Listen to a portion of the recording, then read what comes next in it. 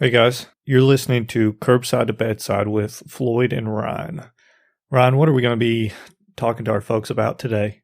So today we're going to be talking about the diagnosis and treatment of acute pulmonary edema, or by another term, sympathetic crashing acute pulmonary edema, or SCAPE. So guys, to be clear, we're talking about the patient with typical acute pulmonary edema symptomology. This is the patient that you think about when you hear the words pulmonary edema. We're not talking about the patient with a low blood pressure with pulmonary edema. That would be cardiogenic shock. We're talking about the patient who's got a severe sympathetic surge. This patient will have a systolic blood pressure greater than 140, probably around 180 or higher. They have severe dyspnea with rales all the way up to their clavicles, and they're extremely anxious. So these guys are literally drowning in their own fluid. Scott Weingart refers to these patients as having SCAPE, which is what we referred to earlier, sympathetic crashing acute pulmonary edema. And we believe that accurately reflects what's going on with these patients. And in the SCAPE patient, what attributes to their symptoms and all the fluid in their lungs is an acute increase in left ventricular filling pressures. LV pressures can become acutely elevated from a plethora of causes, but the end result is redistribution of fluid to the lungs. This is referred to as a neurohormonal model. Once fluid starts accumulating in the lungs, hypoxia occurs in a vicious cycle of catecholamine production, and increase in systemic vascular resistance ensues, activating the renin-angiotensin-aldosterone system. The combined effect of this cycle leads to the heart basically trying to pump against a dead head, leading to even more transudation of fluid into the pulmonary interstitial space. Let's get into the 5 major causes of SCAPE. Number 1 is exacerbation of chronic left ventricular failure.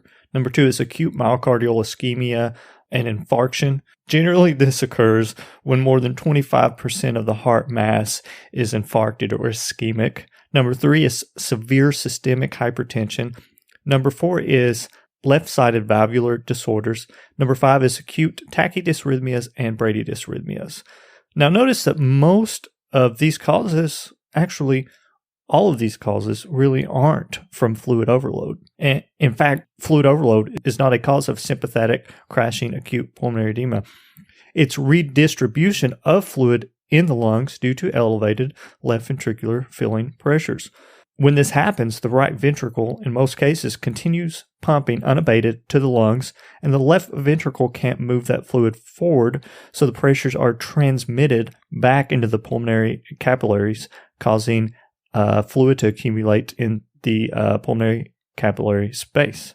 Some of these patients may even be dehydrated and need fluid, and I don't think that we can stress enough that we're talking about acute pulmonary edema. It's not something that has progressed over days. Now, we briefly touched on how to make the diagnosis.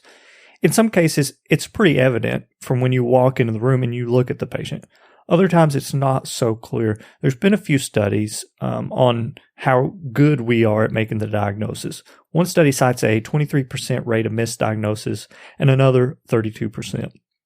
I don't really have access to the full studies that these numbers came from, but they did use a small sample size. However, anecdotally, I myself have treated someone for acute pulmonary edema that ended up having pneumonia, and I have friends who admit to having similar clinical misadventures.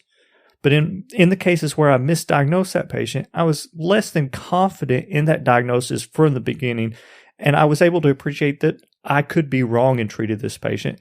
But when I quickly did a risk versus benefit analysis, I determined that there was little risk in treating the patient for SCAPE or acute pulmonary edema, whereas there was a lot of benefit that I was right. And we're going to elaborate on the treatment a little further as we go along. Okay, so what can we do that decreases mortality and morbidity? Like sepsis, personally, I think we should have early goal-directed therapies. There's a treatment bundle that I adhere to in managing SCAPE patients, and that includes 1, treating the underlying cause if it's evident, 2, CPAP or your non-invasive positive pressure ventilation mode of choice, 3, Nitro, and 4 through 6 is going to be more Nitro. The first error in the management of acute pulmonary edema is delaying non-invasive ventilation to see if other therapies work first. In an awake patient who's maintaining their own airway, CPAP or BiPAP, whatever you want to use, should be applied without any reservation. Do not place them on a non-rebreather and wait to see if their SpO2 improved. Non-invasive ventilation improves not only oxygenation, but decreases afterload and improves cardiac output. I'm not sure how some people are comfortable with using an NRB and a diesel bolus. Really can't stress that enough. In these patients, you need to have a very low threshold to go ahead and place them on CPAP. The non-rebreather is not going to fix the problem, but the CPAP will certainly help. And I'm going to let Floyd talk about the debate between CPAP versus BiPAP. Sure. This is a much debated topic. I've heard a lot of paramedics, if they work in places that afford them the availability of choosing between CPAP or BiPAP, saying they prefer BiPAP over CPAP or CPAP first, or they put them on BiPAP, then switch to CPAP. Let's briefly touch on the difference between CPAP and BiPAP. BiPAP's kind of a proprietary term, but the gist is this. CPAP provides continuous positive airway pressure, so it basically provides PEEP throughout the entire respiratory cycle. Whenever a patient's inhaling or exhaling, it provides the same level of PEEP. BiPAP provides inspiratory pressure and expiratory pressure that you can adjust independently. Generally, you give a higher inspiratory pressure and a low expiratory pressure. So in a way, it provides some ventilatory support. So if we think about the patient's physiology and what's going on with them, we can come to an agreement on what the appropriate therapy is. If you think about the patient with acute pulmonary edema, their problem isn't getting air in and out of their lungs. Their problem is oxygenation at the alveolar level. So they don't have problem getting air in or out. They just have problem with oxygenation because of the fluid in their lungs. There's a few studies comparing outcomes with CPAP versus BiPAP, but there's very few, if any, large randomized study. The evidence, the scales kind of tip in favor of CPAP over BiPAP in terms of mortality, but these are easily discredited due to the small sample size. There's also some studies that say that BiPAP is associated with increased risk of myocardial infarction, but more patients placed on BiPAP were having chest pain in the beginning than those that were placed on CPAP. There's no organization that recommends one over the other. Use what you got and use it early, but my personal preference is to use CPAP because these people just need PEEP. The problem is oxygenation, not ventilation. It's also important to remember when we talk about that this is a disorder of oxygenation, that most disposable CPAP systems do not deliver 100% FiO2. I was pretty shocked when I learned that, and then I started looking into it a little bit more. Through just some cursory research, Floyd and I looked up what we seem to be seeing the most in our area in terms of disposable CPAP systems. So one is the O2 disposable, like Venturi effect type of CPAP system that doesn't have the box or anything like that. You just kind of plug it into a Christmas tree and throw it up, and it's rate dependent on your oxygen versus the amount of PEEP you get. But from their website, here is just a little glimpse into it. So at 8 liters a minute on the O2 disposable CPAP system, you're looking at about 54% FiO2. And that goes up to max out at 25 liters a minute, which is basically flush rate on most of our regulators on our ambulances, which only gets your FiO2 up to 77%. And 25 liters a minute is 25 centimeters of water of PEEP. And that's a lot of PEEP. That's a lot of PEEP, and that's honestly, you would think that the FiO2 would be higher. Yeah. And then there's the ones that Floyd and I carry, which are the Pulmodine O2 Max, and it's a standard FiO2 of 30% flat. Doesn't matter what the PEEP is. Unless you have the Trio adapter, which is 30%, 60%, or 90% FiO2. But standard, all you're getting is 30% FiO2. So yeah. I think on the ones we have, it's 30% flat rate. Yeah. So if you put your patient on your disposable CPAP system and they're not oxygenating any better after that, then consider how much FiO2 you're actually delivering. So moving on from CPAP, the other staple of therapy that we mentioned is nitroglycerin. So first, let's talk about sublingual nitroglycerin. I think everyone's fairly familiar with this.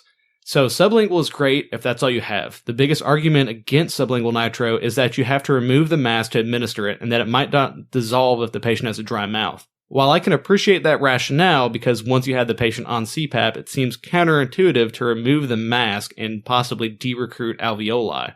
I understand that argument, but we really need to focus on dual therapy in SCAPE, meaning nitroglycerin and CPAP in conjunction with each other, because of the pathophysiology that we discussed previously, and until someone can show me where lifting up the CPAP mask for 20 seconds causes clinically relevant harm, we really need to be aggressive with nitroglycerin administration.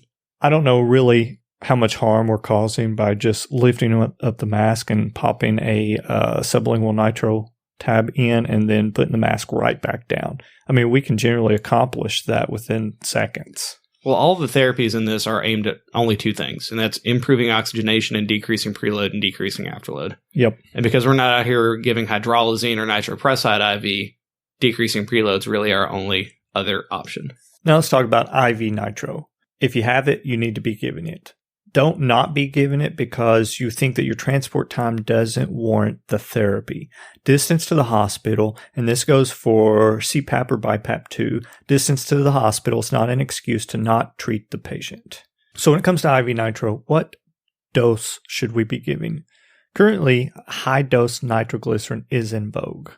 There are some very phenomenal case reports of patients presenting with SCAPE being placed on non-invasive ventilation, being administered 1 milligram pushes of nitro every few minutes. These patients show dramatic improvement and are then able to almost immediately come off of non-invasive ventilation. That is pretty damn impressive. Currently, we consider these to be huge doses. Clearly, we would consider 1 milligram to be a huge dose because we're led to believe that the standard dosing regimen is somewhere between 5 or 10 to 40 mics a minute. We're very uncomfortable with doses even as high as 100 mics a minute, but we're okay with giving 400 mics at once sublingual. So if you think about the bioequivalence of sublingual nitro to that of IV nitro, it's around 60 to 80 mics a minute. Knowing this, you would think that people would be more comfortable giving IV nitro around 90 to 100 mics a minute. At standard doses, meaning somewhere around 10 to 40 mics a minute, we're really only reducing preload. Since SCAPE patients have increased systemic vascular resistance, we also need to reduce the afterload. You don't get arterial vasodilation until you reach around 250 mics a minute. And Ryan, there are actually some studies of providers giving 6 milligram pushes of IV nitro without any significant adverse effects from that. So I think it goes to show that the dosing scheme or the dosing regimen of IV nitro needs to change. At one of my departments, we carry IV nitro. We don't have any protocols per se for push dose nitro. We can titrate to effect. Personally, I have had some reservations about giving high doses of nitro because I've had little experience with that. But since I've started giving it over the past year, I've become more and more comfortable. And I've been slowly increasing that dose little by little, patient by patient. Not surprisingly, my patients have done extremely well around 100 mics a minute. Now, clearly, a lot of you that's listening to this podcast won't have any protocols for push dose nitro or high dose IV nitro. But I think that there's still a good chance that most of you will be transporting IV nitro interfacility. And you have that capability of adjusting the dose during your transport. So if you work for a department that allows you to do that, then consider giving a little bit more. So one of the things that we fail to take into account when initiating IV nitro is the IV catheter dead space. At Fluid and I's department, the IV catheter and extension set holds about 1.5 milliliters of fluid. This means that if we're starting a nitro drip at what most people do consider to be the appropriate dose, which is around 5 to 10 mics a minute, and we don't actually prime the extension set and the IV catheter with nitroglycerin, it can take 20 minutes or longer before actually getting into the patient's circulation.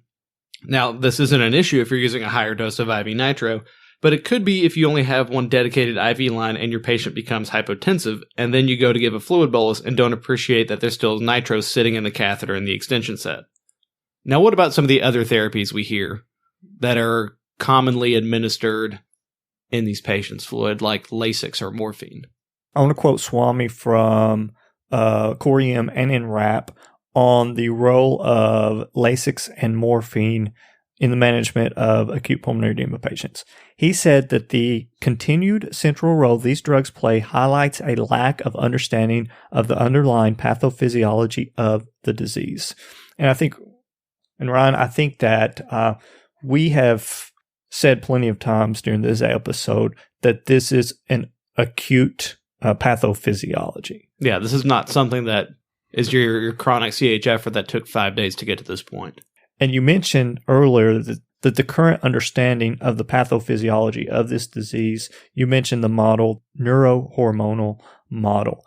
And I think that Lasix would be appropriate if we still believed, or if we still thought if we still believed in the outdated cardiorenal model that most people thought used to explain acute pulmonary edema, which is that poor kidney function leads to fluid retention and fluid overload, thus contributing to acute pulmonary edema. Clearly, this does occur, but this is not the SCAPE patient. This is not the patient with sympathetic crashing acute pulmonary edema.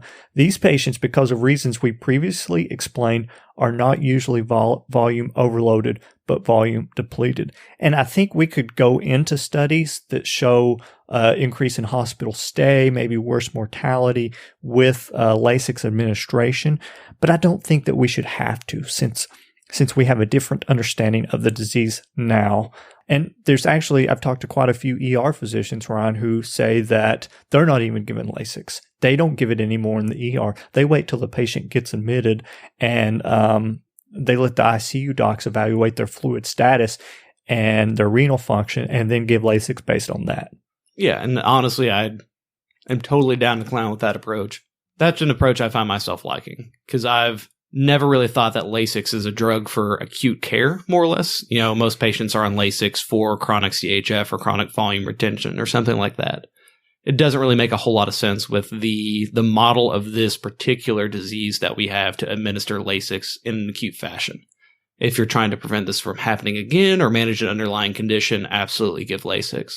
But that's not our wheelhouse, right? That's more the wheelhouse of the hospitalist or the intensivist.